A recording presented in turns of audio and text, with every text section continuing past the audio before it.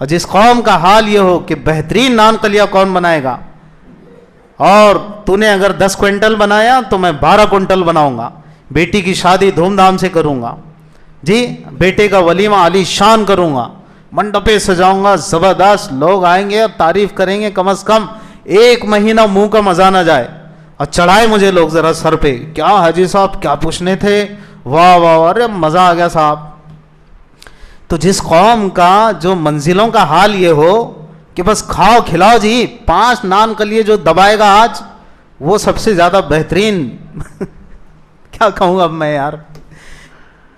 وضع میں تم ہو نصارا تو تمدن میں ہنود، یہ مسلمان ہے جنہیں دیکھ کے شرمائے یہود۔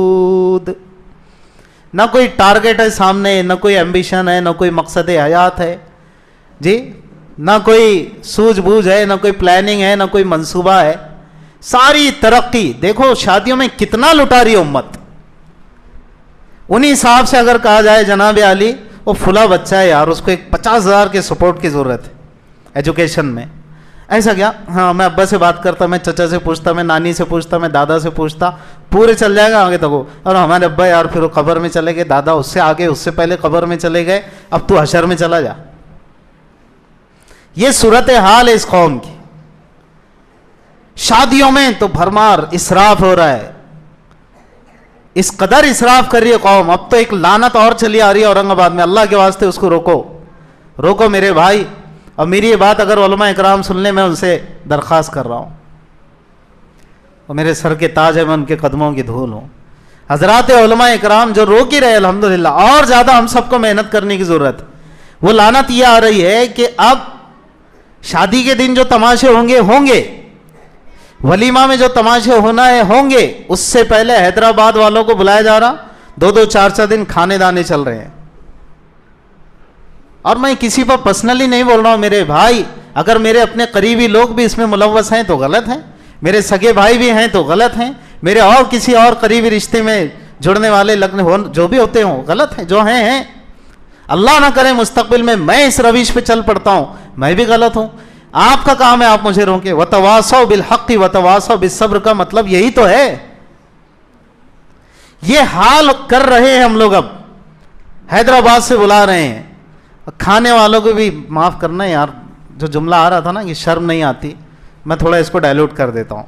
شرم کے بجائے کہتا ہوں کھانے والوں کو بھی احساس نہیں اور کھلانے والوں کو بھی احساس نہیں ہے۔ ذرا ہلکا ہوا نا، حالانکہ صحیح وہی بیٹھتا ہے، لیکن کیا کرے وہ بھی برداشت نہیں ہو رہا۔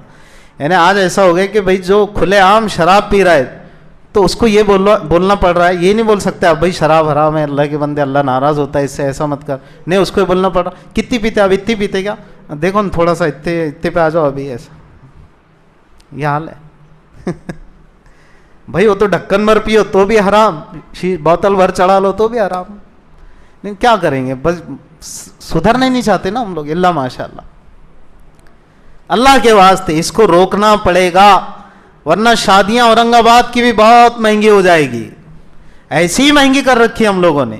مزید اس پہ کریلا نیم چڑھا اگر ہو گیا نا، یہ حیدرآباد کے اگر ٹرین یہاں پر چل پڑا، 15 کھانے اور 20 کھانے، اور شادیوں سے پہلے جو اس وقت 3-4 دن کھانے چل رہے ہیں، کسی دن کچھ کسی دن کچھ کسی دن کچھ، شان سمجھ رہے لوگ اپنے، یار اللہ کیا حساب دینا پڑے گا میرے بھائی۔ اچھا ہم کو کہہ کر کوئی شوق آتا ہے کہ کوئی پیسے ملتے ہیں گورنمنٹ کی طرف سے؟